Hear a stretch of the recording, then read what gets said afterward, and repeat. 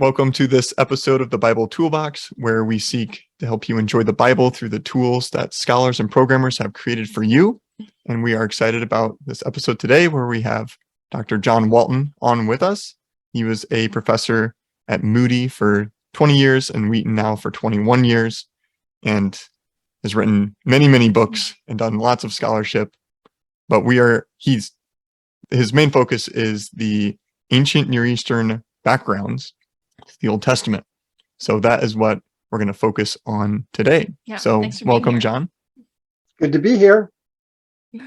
So let's just start off with a really basic question of what is the ancient Near East? Like, what are you talking about when you say this phrase? Good. Well, it's actually both referring to space and time. In terms of space, it covers the cultures from Egypt in the southwest, through the Levantine coast, which is Israel and Syria, the Aramaeans, up into modern-day Turkey with the Hittites, as well as all the way east to the Babylonians and the Assyrians in the Mesopotamian basin.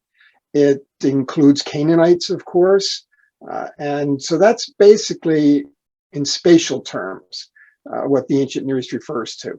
It also refers to a time period, beginning with our earliest written documents, which are about 3000 BC, until the time of the Persian conquest of Babylon in 539, when Babylon fell.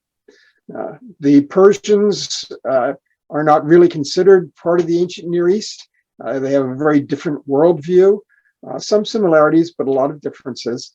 And so generally, we sometimes include Persia in our studies, but mostly going up through the Assyrian Babylonian period in about 500 BC. Okay, that's a broad span of time. A lot of time and space to cover, yes. Yeah. Have you ever traveled to any of these ancient Near Eastern places? A few of them, not as many as I would like to. You don't read the inscriptions on the walls and things No, like that? No.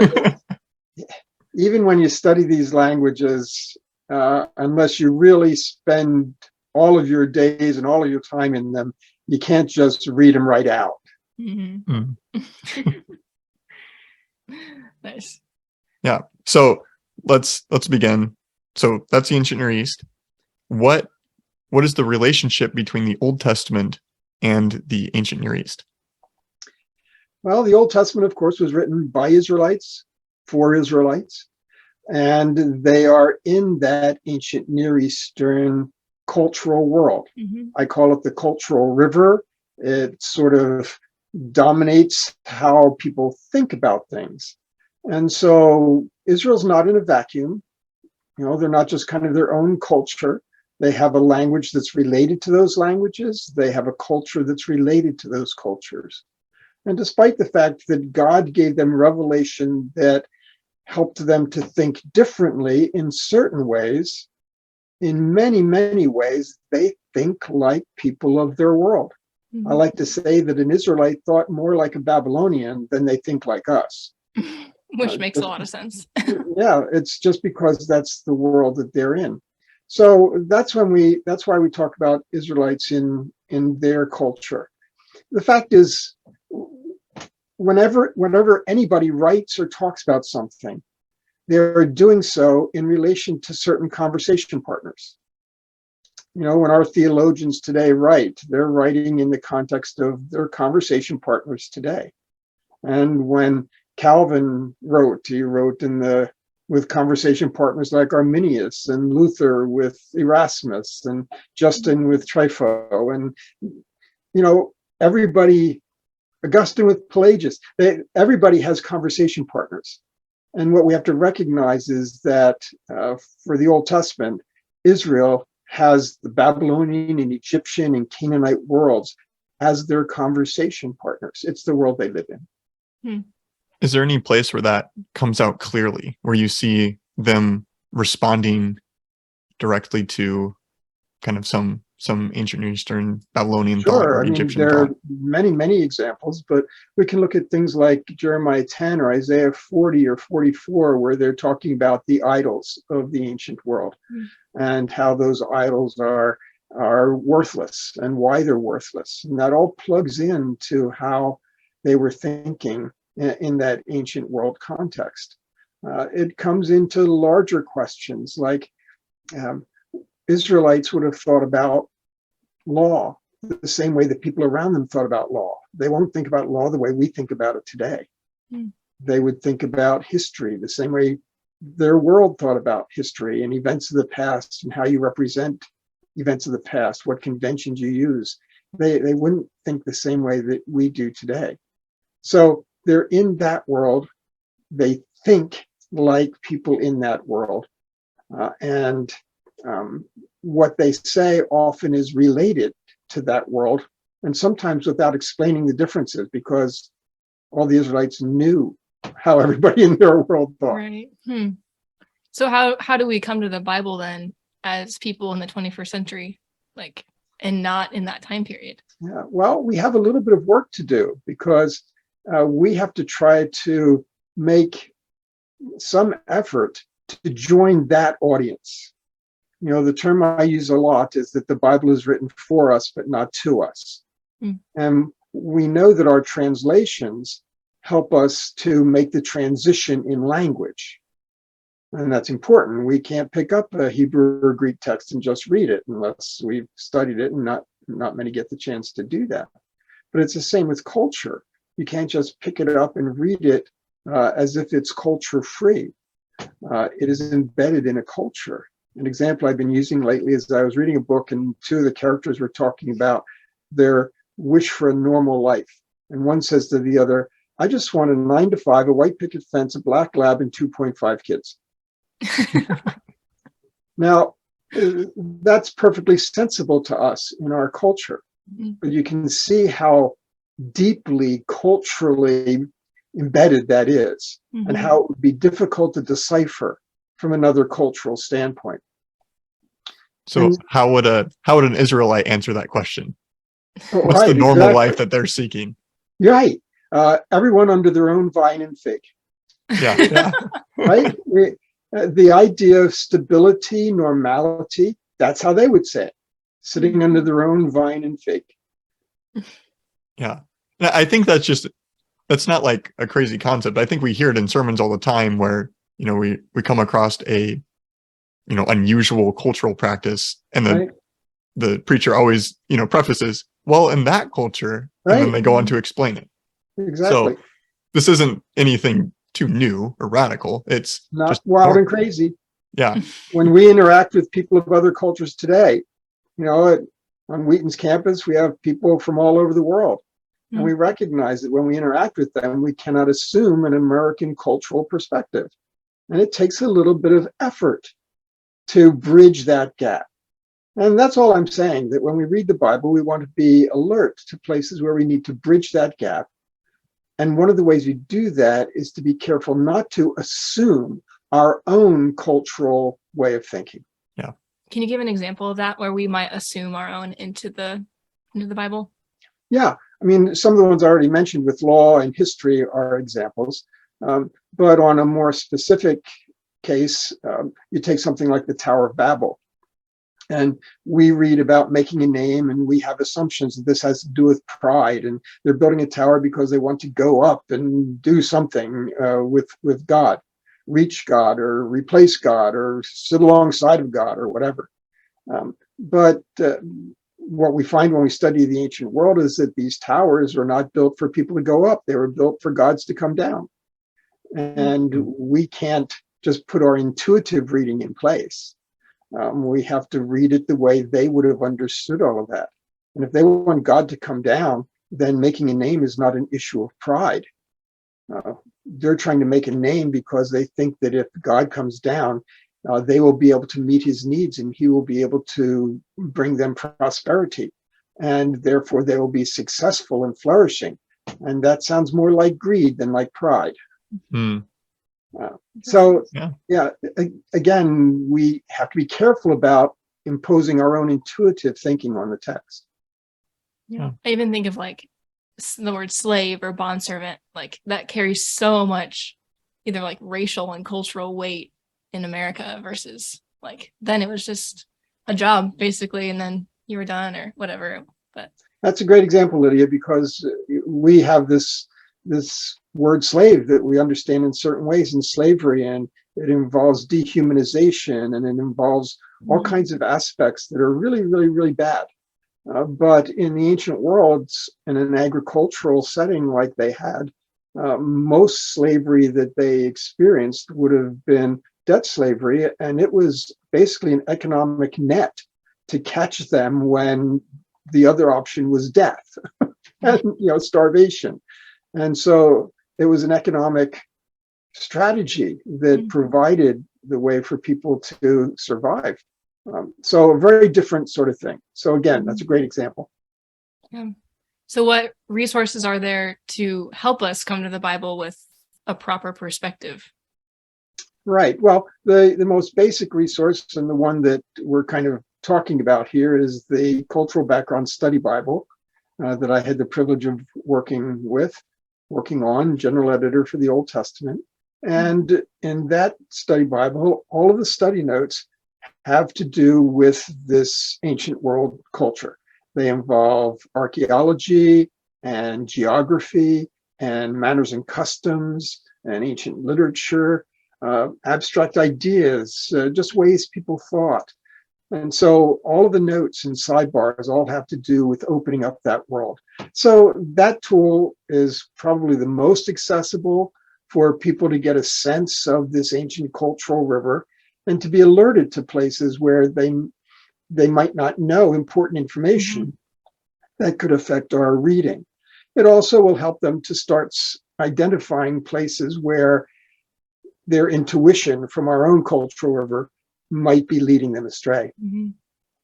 That particular study Bible is an abridgment of a couple of other works, primarily the Zondervan Illustrated Bible Backgrounds Commentary. This is a 5-volume work, and it's amply illustrated and things of that sort, and gives the same kind of information. Of course, this doesn't have the biblical text in it.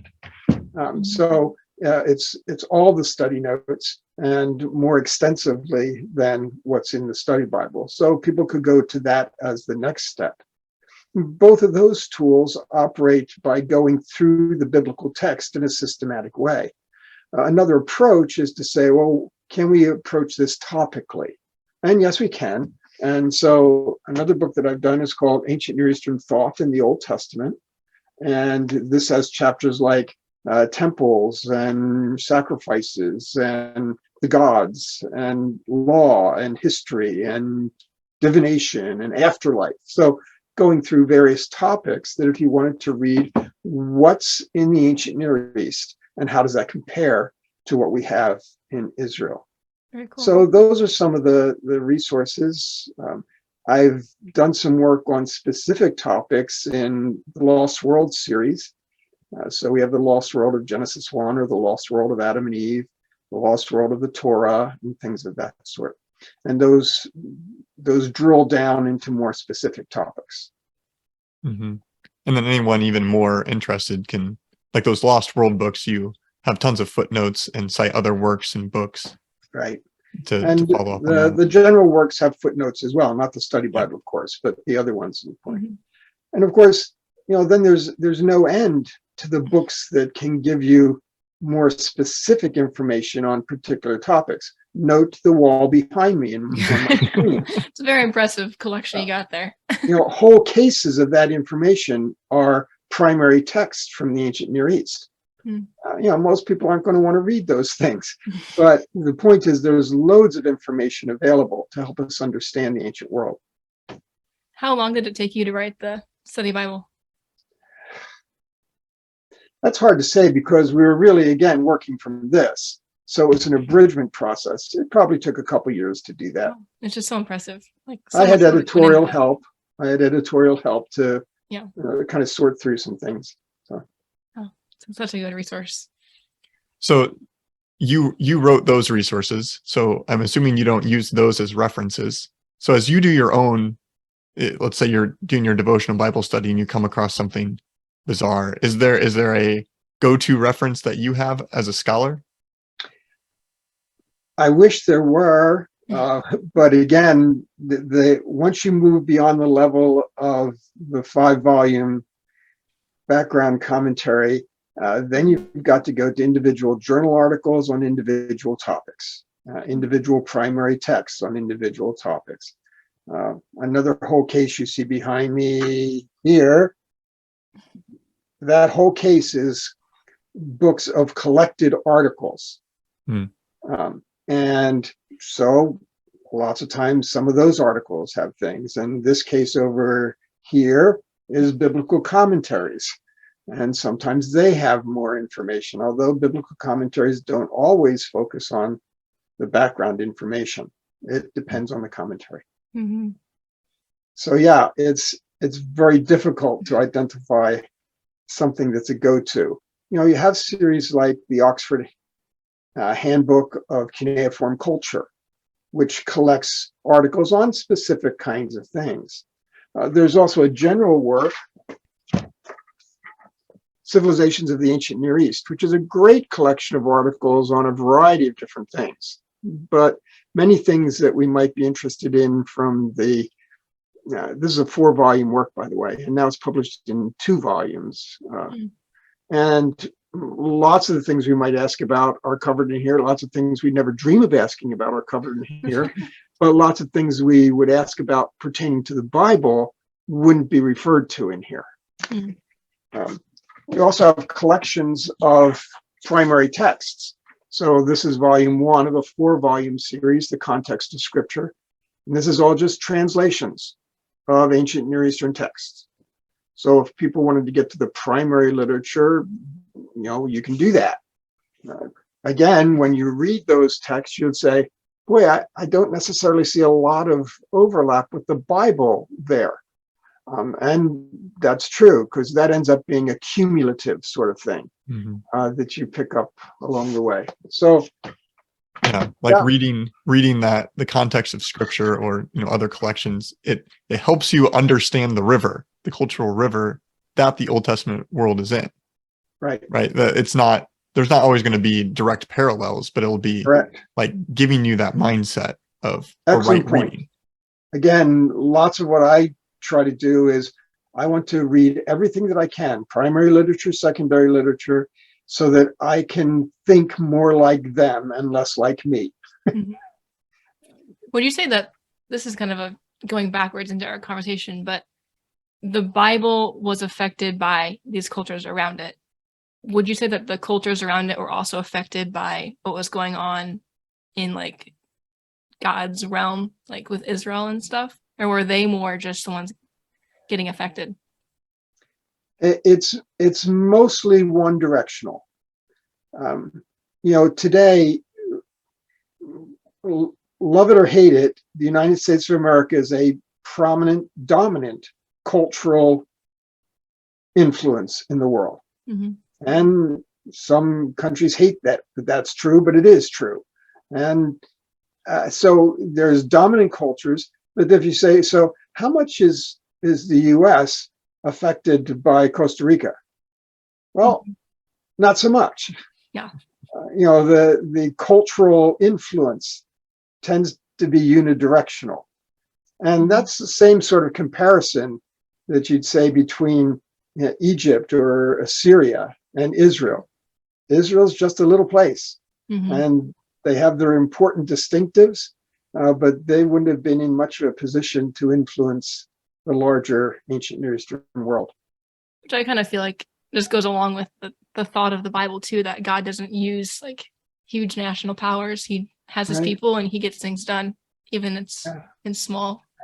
Even when people in Assyria or Babylon might have been confronted with an Israelite and Israelite theology, it would have been just confusing and seemed radically idiosyncratic, for Daniel and his friends to stand up and make their statements This just would have made no sense to them at all. In the ancient world, their polytheism was not just an issue of the number of gods. Their polytheism was a reflection of the idea that the gods acted and lived in community, because community identity was kind of how things worked in the ancient world. And so there's this corporate way of thinking, and the gods had a community. Of course they did. Humans have a community, and they gave their identity in their community.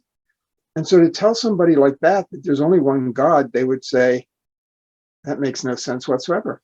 I mean, why?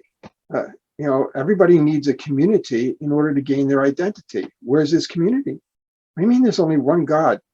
And to think that one God does everything. I mean, think about a school where the president has to do everything: teach the classes, clean the classrooms, clean the restrooms, do the marketing, right? Mhm. Why would you do that? And so it would have been totally nonsensical in the ancient world. And of course, that's why the Israelites have such trouble, grasping that concept and embracing it, because it just didn't make any sense to them. Yeah.